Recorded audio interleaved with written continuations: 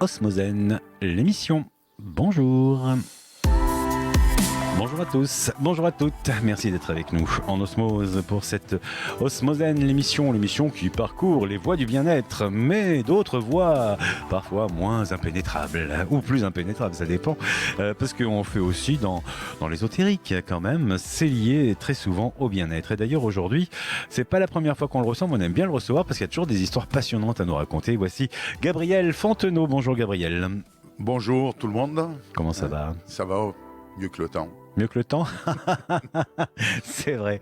Alors Gabriel, ça fait un petit moment qu'on annonce que on peut se tutoyer. Oui, que tu vas être là aujourd'hui pour nous parler de médiumnité, de magnétisme quantique, d'initiation à la voyance, puis des soins sur les humains, sur les animaux, de contact avec les défunts, qu'ils soient humains ou animaux. Alors. Et initiation aussi au magnétisme quantique. J'ai parlé d'initiation quoi ? À la voyance. D'accord. Oui, parce qu'on dit magnétisme, on dit médium, on n'a pas dit voyance. Oui. C'est pas la même chose quand même.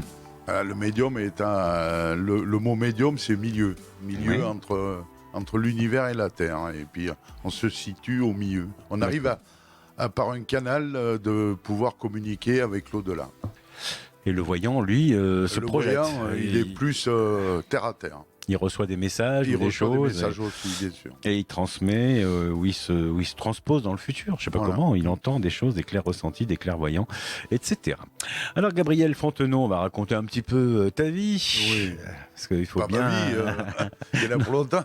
Non, mais parce que tout n'arrive jamais, rien n'arrive jamais vraiment par hasard, et que donc toute cette histoire qui a fait de toi un médium magnétiseur, un des médiums d'ailleurs classés. J'ai vu ça sur un magazine parmi les 30 ou les 24. 34e, mais en 2016. D'accord. Bon, ça a dû progresser depuis. Ça a peut-être progressé, mais le magazine ne fait plus d'enquête là-dessus. D'accord. C'est pas grave. En tous les cas, tu es reconnu par les autres ou par les professionnels. Par mes pairs. Par tes pairs, comme quelqu'un de sérieux qui évite de raconter un peu n'importe quoi. D'ailleurs, comment on sait qu'on raconte pas n'importe quoi ? Les retours déjà, les retours des clients. Oui. Après, dire que on est fiable à 100%, ça n'existe pas. C'est impossible, parce qu'on est des humains. On n'est pas Dieu. Je le dis souvent à ceux qui viennent me consulter, il y a un droit d'erreur. Malheureusement, ça arrive. Alors, il y a des fois, dans la limite du temps, des fois, le temps est beaucoup plus long.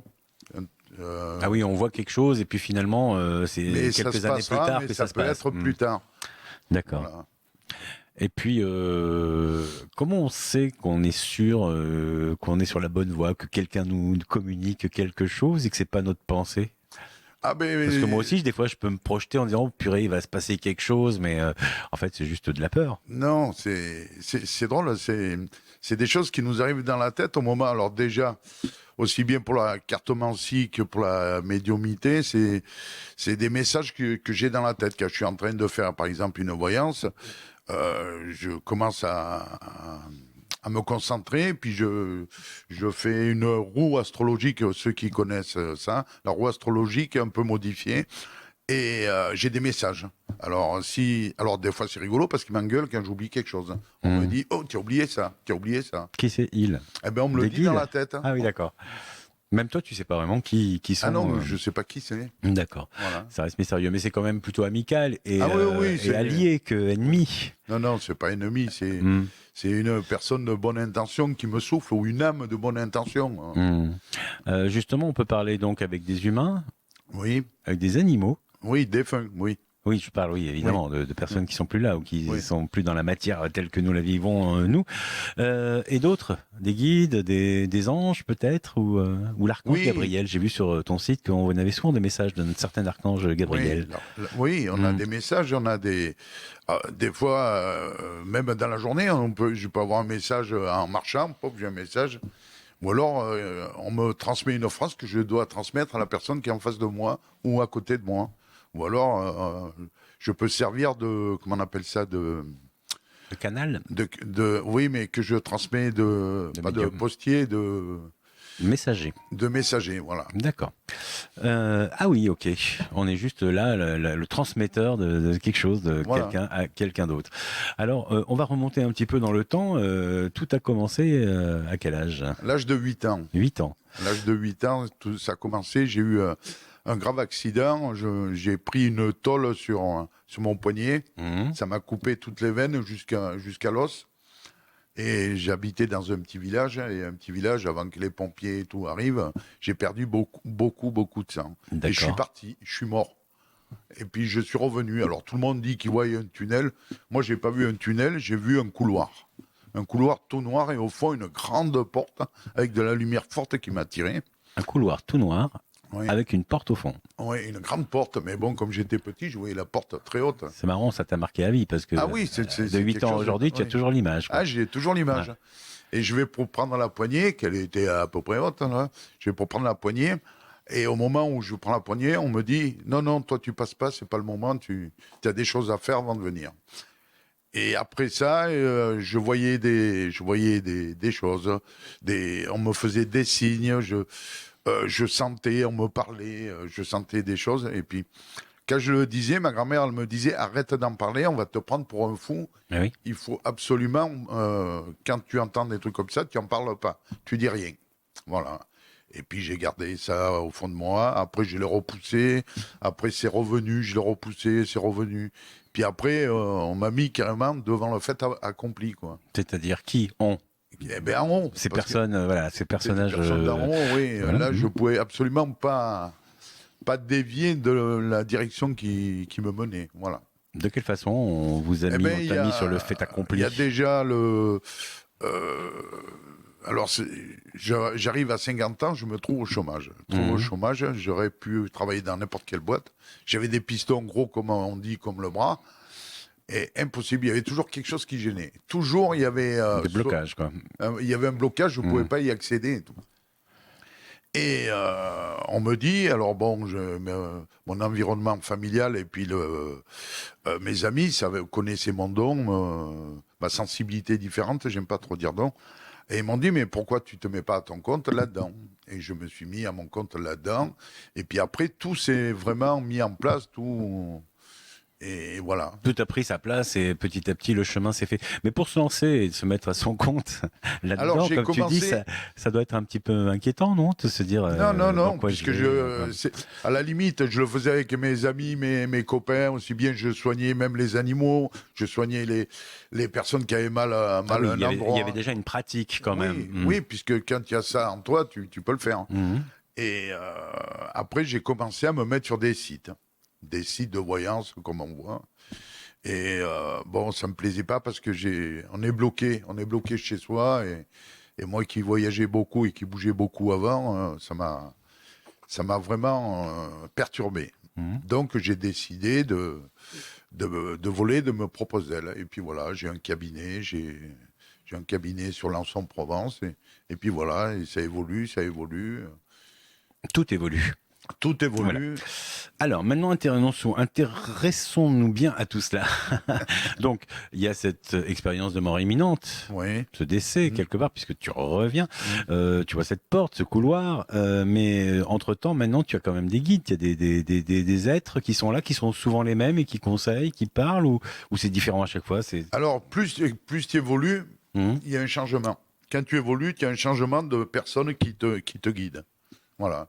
Il se fait en fonction de l'évolution. D'accord, mais ça reste le même groupe de personnages qui Oui, enfin, t'accompagnent bon, pendant un oui. certain temps ou... Oui. Mhm. Là-haut, D'accord. quand je monte là-haut, j'ai 4 personnes qui sont à mon service. D'accord. Et il n'y en a qu'une qui me parle. Les D'accord. 3 autres, quand je vais pour les soins ou surtout pour les soins ou la communication, il n'y en a qu'une qui me parle. D'accord.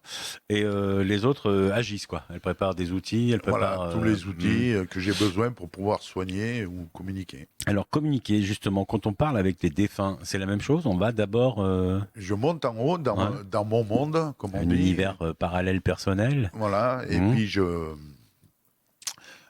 demande d'abord à la personne si elle veut communiquer. D'accord. Je ne force pas la personne à communiquer. Mais par exemple, si on te dit je veux parler avec ma cousine qui est Eh ben, décédée la cousine, il y a 5 ans. déjà, vous venez me voir avec Voilà. la photo. D'accord. Il me faut la photo pour pouvoir me connecter, son prénom et sa date de naissance. Et quand je monte là-haut, je demande est-ce que je peux parler à Madame X de telle année. D'accord, mais ça, tu demandes toujours à la même, à la même personne. à l'allié, on va dire. Oui, l'allié voilà. d'en haut, qui est là pour me servir. D'accord, et lui dit, ok, elle est là. Alors, il me dit, Par on exemple, croirait presque un truc en bas d'une entreprise. Attends, oui, oui, le truc d'accueil, quoi. oui, Le centre d'accueil, et ouais. tout. Alors, il demande, il me dit, ben attends, je vais demander. Alors, il demande, est-ce que machin. Alors, il y en a qui. Et je demande toujours une preuve que c'est la bonne personne, parce qu'il peut y avoir des malins. Des malins, c'est-à-dire des gars qui se font passer pour d'autres. Alors, je demande une preuve que moi, je connais pas, et on me transmet des phrases ou des mots, parce qu'ils font pas des phrases, des mots. Et après, je dis les mots que j'ai eus à la personne qui me demande. Bon, Et d'accord, puis, des mots genre champignons blancs à pois rouges, des choses non, comme ça. un exemple, une fois, ça a été balançoire, liberté. J'ai dit, est-ce que ça vous parle? La personne a dit, oui, c'est bien elle. Ah bon, moi, je demande pourquoi. Elle me dit, c'est bien elle, parce que ma mère, elle aimait bien faire de la balançoire et elle disait qu'elle était sur la balançoire, c'est comme si elle était en liberté. D'accord. Donc, c'était bien Ah oui, elle. ok, il y a une référence directe, on sait de quoi il s'agit et que c'est bien elle. Mais alors, après, ces défunts, ils disent quoi? Parce que quand on regarde quand même des fois les émissions, les témoignages, on dit quand même c'est bizarre, parce que à quoi ça sert de dire des choses qu'on sait déjà? Oui, et puis là, dernièrement, j'en ai une, là, c'était 3 filles, je crois d'ailleurs, 3 filles d'Avignon. Elles sont venues me voir parce que leur mère, quand elle est décédée, elle leur a laissé un héritage. Mais elle savait qu'elles avaient un héritage, mais elle ne savait pas ce que c'était et c'était où. Alors je monte là-haut et je demande à la personne et tout. Alors déjà, elle voulait parler qu'à une seule personne des 3. Je ne sais pas pourquoi. C'était la, entre guillemets, la chouchoute. D'accord. Et je lui ai demandé et tout. Elle me dit oui. Alors le terrain qui lui appartenait, il y avait du pétrole dessus.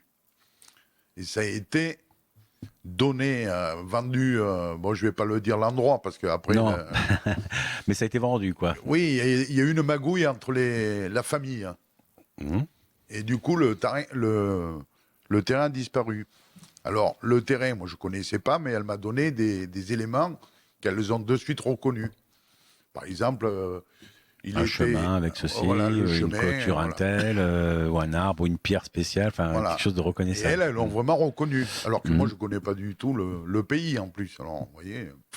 Oui, parce que oui, le pétrole, il n'y en a pas trop en France. C'est sûrement pas en Ardèche que le terrain devait se situer. D'accord. Et du coup, elles ont pu récupérer leur héritage ou c'était foutu puisque le terrain était vendu, quoi. Ouais, mais non, mais il y a eu une magouille. La famille a encaissé des sous et puis ça a gardé. Il fallait rien dire parce que ça avait été exproprié par l'État. D'accord.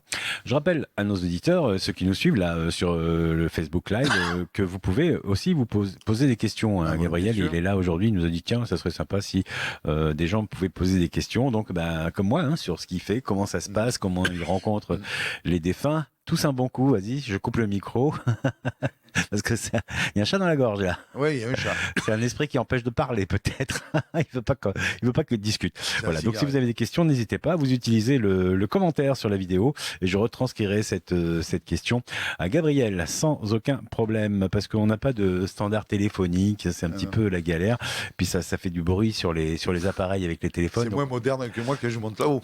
J'en sais rien, mais en tous les cas, ça fait du bruit quand voilà. Donc pour l'instant, on évite les contacts téléphoniques. Peut-être qu'on développera des trucs avec Skype et tout bientôt, mais là pour l'instant on reste comme ça entre nous avec du texte, c'est bien, puis de la vidéo, c'est pas mal aussi.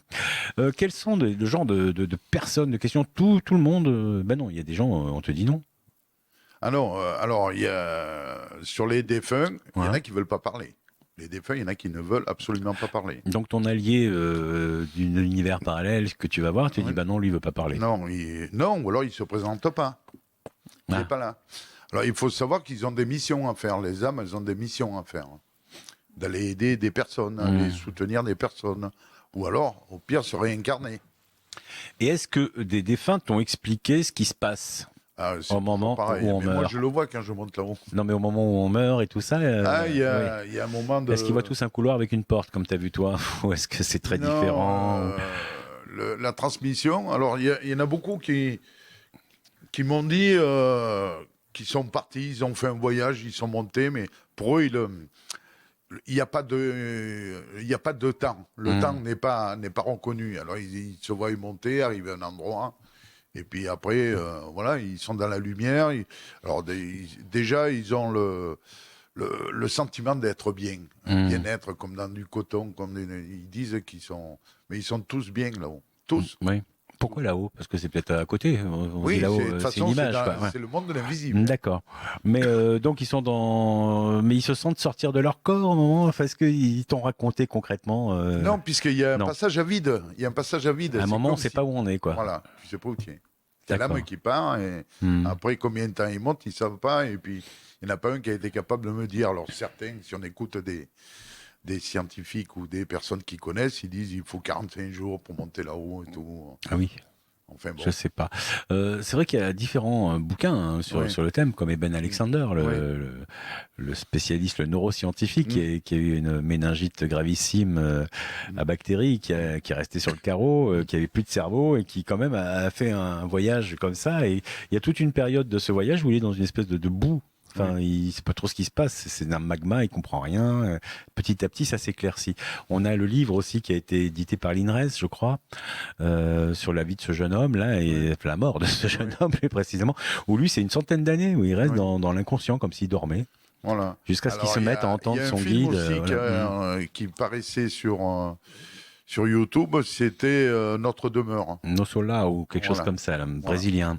Brésilien, et ça retrace un peu la partie. D'accord. Ouais, alors dans ce film, c'est quand même étonnant parce qu'on se voit dans un autre... c'est pareil, il y a des maisons, il y a... Oui, mais c'est à peu près la même chose, quoi. Mais c'est pour dire que c'est un bel environnement. C'est un bel environnement. Oui. Voilà. Mais c'est vrai que ça fait toujours un peu peur parce qu'on dit alors comment est-ce que toi par exemple tu sais que ce qu'on te dit c'est la vérité? Peut-être à cause des preuves que tu demandes, balançoire vérité.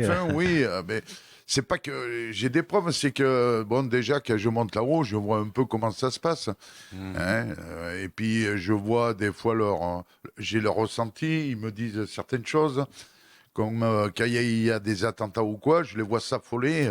Je les vois s'affoler quand je monte là-haut. J'ai dit, qu'est-ce qui vous arrive? Ils me disent, on fait de la place. Avant l'attentat qu'il y avait eu à Paris. On se prépare à accueillir du monde, quoi, en fait. On fait de la place. Oui, dans le No Solao, enfin, je ne sais pas si je le dis bien, hein, mais notre lieu. Notre demeure. Notre demeure. C'est pareil. Oui, mais pendant la guerre. C'est un peu le bordel, quand même. Hein. Ils arrivent, ils voient plein de personnes. Il y en a qui restent quand même dans une espèce de purgatoire, là. Oui.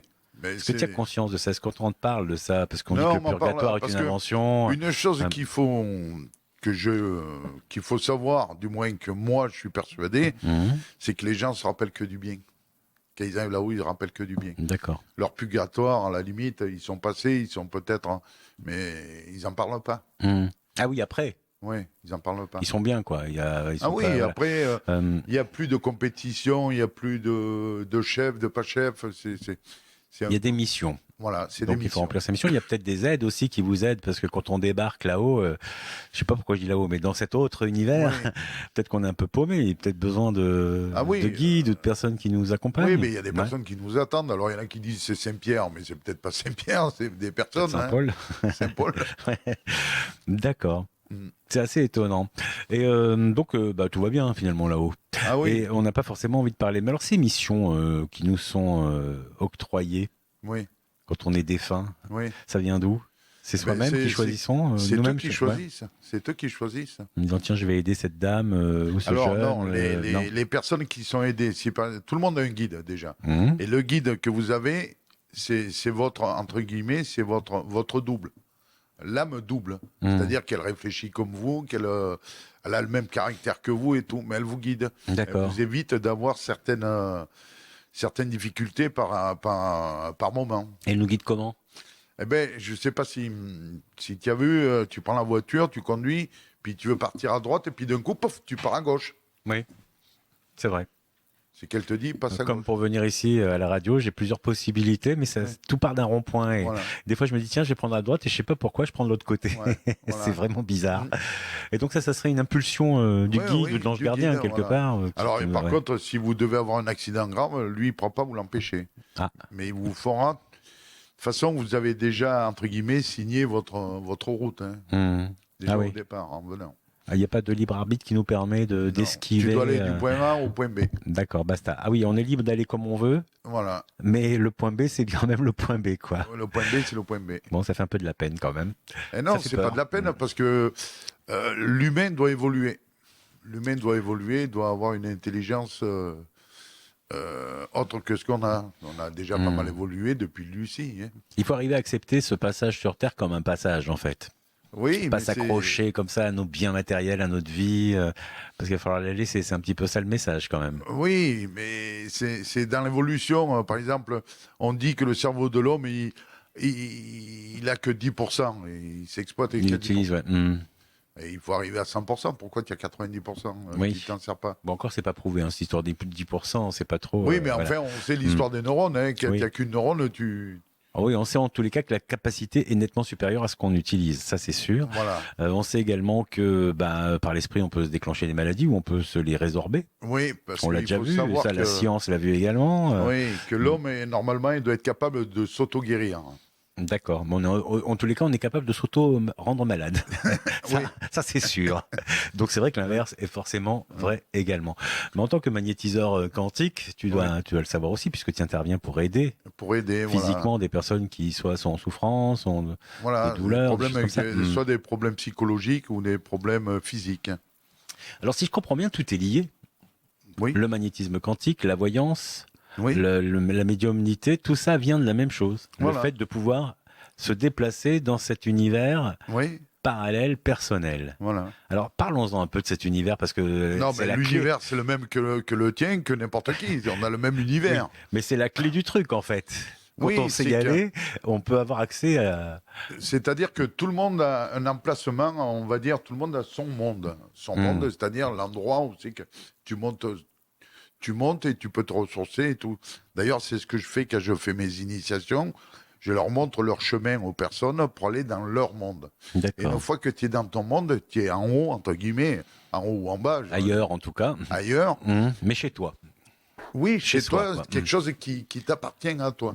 C'est ça qu'on a du mal. Moi, j'ai du mal à me dire où est-ce que c'est que ce truc à moi, ailleurs, ce monde. Et pendant le chemin, elles voient des choses, elles ont des sentiments, elles ressentent des choses qui sont pas connues de n'importe qui, quoi, on va dire. Vous voyez? Et une fois qu'elles sont dans leur monde, elles descendent sur le fil d'argent. Je pense que c'est le fil d'argent, c'est-à-dire on est tous reliés par le coronal jusqu'à l'univers. Ce fameux fil qui nous permet de revenir dans le corps quand on sort en voyage astral, par exemple. On dit souvent ça. Oui, d'accord, ok. Ça arrive et puis on rentre dans la tête de la personne et puis on va soigner les maux. Les maux, alors la tête, ça doit être les problèmes psychologiques. Après, il y a les problèmes dans le subconscient aussi, quand c'est le mal-être ou dû à quelque chose qui est dû dans le passé, la régression temporelle. Puis après, la réparation ou le soin d'une personne se fait directement. Je vais directement sur le mal. Directement sur le mal. Je le vois dans ma tête. Et est-ce qu'une voix ou un allié comme ça te dit des fois, là, on peut rien faire, faut pas... Ah non, alors là, là, quand par exemple les personnes ont le cancer en stade 4, c'est-à-dire dernier stade. Extrême, oui. À l'extrême, je vais pour les soulager des radiations ou des douleurs et tout. Des brûlures aussi. Voilà. Oui, les radiations. Et quand je descends, je vois à l'intérieur de la personne, je vois descendre. Ah, carrément, carbonisé. Et là, je sais que c'est fini. Alors, je ne vais pas dire à la personne, c'est fini. Mais je donne toujours l'espoir. Voilà. Donc, on peut le voir concrètement. Oui. Et si une personne est de mauvaise intention, là-haut, on ne me donne rien. Mauvaise intention. Pour prendre les outils, on ne me donne rien. D'accord. Mais il n'y a pas quelqu'un qui dit non, pas celui-là? Si, c'est ça. Ah oui, voilà, il n'y a pas d'outils. Voilà. Mais est-ce que tu entends concrètement la voix de cet allié qui te dit tiens. Dans la tête. Ah oui. On me le dit dans la tête. Ah oui, désolé pour les questions, mais moi je ne connais pas du tout ce monde. Ça m'intéresse. Et c'est étonnant parce qu'on se demande comment. Il faudrait que je te fasse une initiation. Voilà. Donc c'est possible de l'apprendre. On a tous ces capacités-là. Tout le monde. Alors, moi, quand les personnes me disent, ouais, c'est pas vrai et tout. Alors, moi, je leur cite toujours l'histoire du peintre Picasso. Picasso, on me dit, il a un don et tout. Je m'excuse, mais Picasso, il fait des dessins. Oui, ça a été reconnu. C'est quelqu'un d'une grande valeur, mais il a été dit d'une grande valeur par ses pairs. C'est-à-dire que lui, ouais, c'est le premier, c'est le meilleur, c'est le plus bon. Mais si Paul, il dessine pareil que Pierre, que Picasso, ça sera exactement le même dessin, mais lui, on dirait qu'il n'est pas bon. Pourquoi Parce qu'il a copié. Non, il a copié, peut-être il a copié, mais il a fait le même dessin. Il y est arrivé. Est-ce que tu comprends la nuance? Non. Il sera arrivé faire quelque chose Oui. comme Par Picasso. son travail. Comme Picasso. Oui, mais Picasso, il a eu en L'idée. lui, voilà. Il a eu l'idée. D'accord. Tu as vu, il s'affole. Ça bouge, oui, non, c'est soit. Ça se voit pas à l'antenne, hein, c'est le spot lumineux qui a bougé, on sait pas pourquoi. Peut-être mon chien, peut-être la table qui le touche des fois. Le chien, il a mordu. D'accord. Bah, qui reste pas collé, c'est ça m'embêterait un petit peu. Tiens, puisqu'on parle des chiens, tout ça, ça s'adresse aussi aux animaux. Ah oui, les animaux. On peut contacter un animal défunt. Oui. Alors là, dans ces cas-là, qu'est-ce que tu entends? Parce que tu entends waouh waouh ou des voix, des mots. Je comprends. Alors, soit il me envoie des images, soit il parle. Parce que même tu entends des voix, tu entends une phrase des français. Voix, comme la dernière fois, il y a une personne qui arrive avec la photo de son chat. Elle me dit, est-ce que vous pouvez parler à mon chat? J'ai dit, écoutez, je vous garantis rien. Je monte là-haut et puis je demande le prénom du chat et tout. Et puis le chat, il me montre un dessus de meuble. Un dessus de meuble. Ah, il le montre. Ouais, donc tu vois une image, un meuble. Un meuble et tout. Vu de dessus. Et il me dit, j'aimais bien, et il me dit, bien ici.